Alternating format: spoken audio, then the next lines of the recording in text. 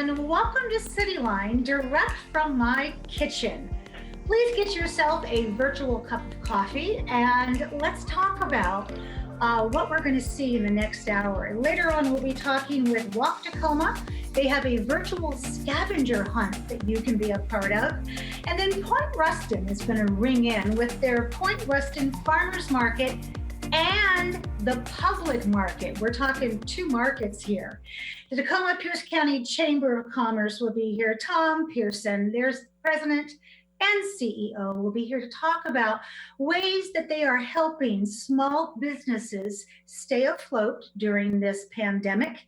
And of course, the Humane Society will be here with our Pet of the Week, looking for their forever and forever home. And then with me right now is a woman I have admired for quite some time. She is the CEO of Pierce Transit. Please join me in welcoming the ever-efficient Sue Dreier. Good morning, Sue. Good morning, Amanda. Thank you so much for your nice introduction. It's great to see you. Well, you know, I think about you all the time as I see all the Pierce Transit buses and I get my Pierce Transit updates. So I can hear our audience saying, Amanda, ask her, how has COVID-19 pandemic impacted Pierce County? Well, you know, there isn't many places of Pierce Transit that the pandemic has not affected. So, you know, right away, our ridership, of course, went down because everybody was staying home. But even during that time, at our lowest amount, we were still providing service for about 6,000 rides a day. So I think what it really shows is the essential service of Pierce Transit. We are heavily dependent on sales tax. About 84% of our budget is sales tax. That has went down drastically. We have been very flexible with our personnel. We have offered some leaves of absence, some furloughs, but unfortunately, we've also had to do several layoffs. Not a lot, and we've been able to bring a lot of people back. And then, of course, we keep kind of adjusting our service, our fixed route service, to meet the needs of the community as we reopen again. Yes, boy, that is so much to carry around. I can just imagine what your brain looks like with all these routes that are going around your brain. So the big question among all the other questions is, how is Pierce Transit working to keep their riders safe during this time? Yeah, well, I'm real proud of the work that Pierce Transit and our employees have done. So right away, we solicited for a local company to do some additional bus sanitizing, and that is still happening now. So every 2 hours, buses are sanitized with some spray that kills all viruses. We've had messages on our buses from people like Mayor Woodard, myself. We have Tom Pearson right now, just thanking people for riding, but really reminding people to wear masks. And with the current mandate from the governor, we are very interested in making sure everybody wears masks. And to that end, we have given away free masks. We are putting dispensers on our buses for one-time use masks. So we also quit collecting fare for a little while to have everybody come in through the back door and socially distance with signs on the seats. And now, since then, we've just been able to re-implement front door boarding again in June because we again procured with a company out of Squim, a local business there, a small business, to manufacture, and we worked with them to actually design heavy-duty plexiglass doors that go in front of the operator, and they can open and close, and they can still communicate with our customers. So we call those health barriers. Those are being on all buses, the permanent ones. While we get the permanent ones on there, we have a plastic sheeting that surrounds our bus operator. So we have done a lot to ensure safety. And we continually remind people of social distancing. We have like I said, seats marked off, and we also have distancing signs on all of our transit stations. It sounds like that you have thought of everything for those passengers who put their safety in your hands. We have tried. So you mentioned the sales tax when we just started this conversation and how you receive funding and a large majority of your budget comes from that. And naturally, when we have a stay-at-home order, people don't go out and buy as often. So the sales tax amount is it's reduced in terms of what Pierce Transit receives. How are you offsetting that funding? Well, we have taken proactive measures with our budget. So we have several capital projects that we've had to put on hold for the operations of our system. We've also moved money that was from last year's budget that was unspent into this year's budget. We were very fortunate that we did receive some CARES Act funding from the federal government during the first package, but we do anticipate, because our operations is 84% sales tax based, that we may have up to about a $47 million deficit in our budget. Again, we received 20, so that leaves 27.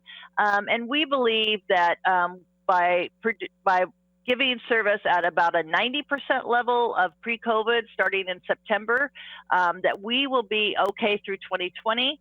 We do anticipate 2021 that might not be the case.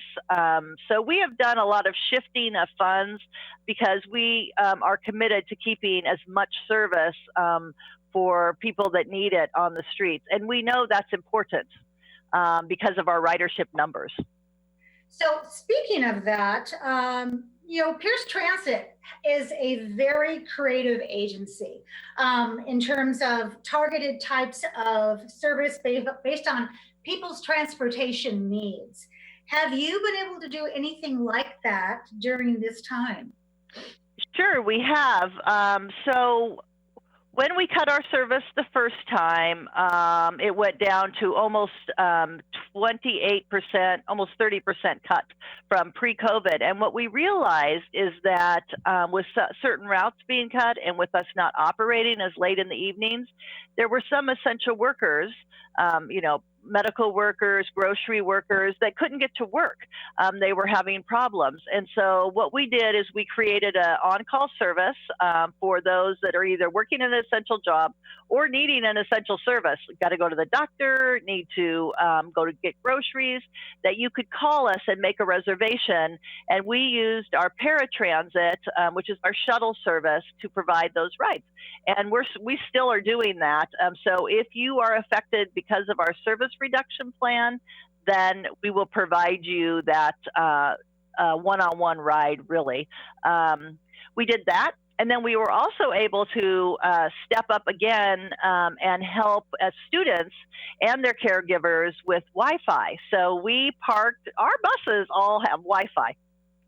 You can get on and log on to our Wi-Fi system. So what we did is because we were providing less service, is we put a couple buses at strategic locations, and people could just drive up in their car, ride on their bicycle, however, and just get right on our Wi-Fi and be able to do that schoolwork when people were remotely learning. So that was something we were able to do for the community. Of course, our employees really stepped up with food bank donations. We know that we are really part of Pierce County, and we try to always demonstrate that. And so one of my questions was, as a CEO, what has this pandemic revealed to you about transit in terms of generally, but also in Pierce County specifically?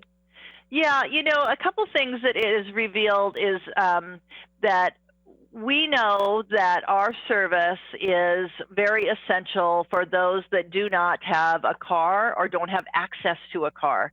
So while many agencies within the Puget Sound area, their ridership is still down 80%, ours is down 50%. We are providing, we've come up to about 16,000 rides a day on a weekday. On a regular pre-COVID day, we provided about 29,000 rides. So it really just demonstrates, how essential that transit is in Pierce County. The other thing, with my CEO hat on, is what it's really demonstrated is the lack of funding, to be quite frank, for transit. With a sales tax reliance as our only taxing authority, we will always, have to adjust our service levels to our revenue levels. And so myself and American Public Transportation Association, of which I'm a board member of, we are really advocating at the federal level, and then we will advocate at the state level to say, how else can we fund transit? Because this just isn't fair for, the citizens of Pierce County who really need to get places. So I think that has been one of my biggest takeaways from the pandemic. Absolutely. I want to go back in these last 2 minutes that we have here and talk about the Bus Rapid Transit Project. Amidst all of this, can you give us an update of where we are?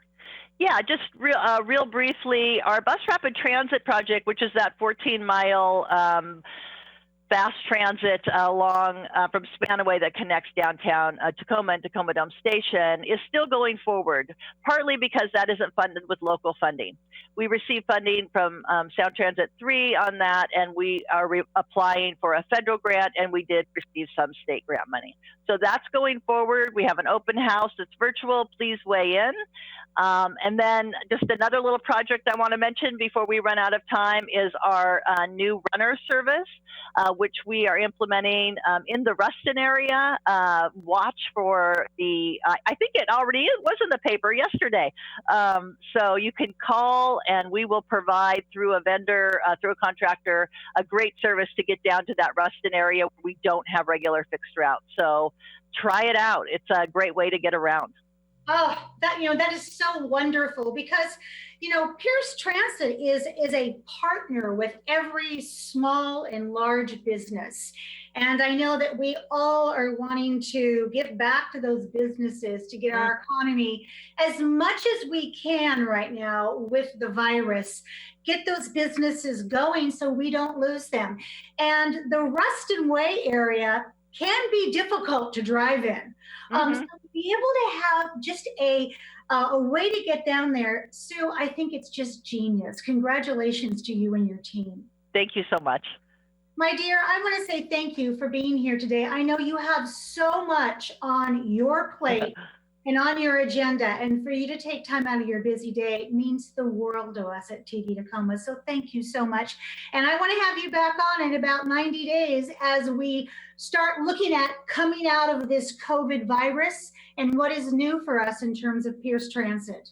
Great. Be happy to. Always nice to see you, Amanda.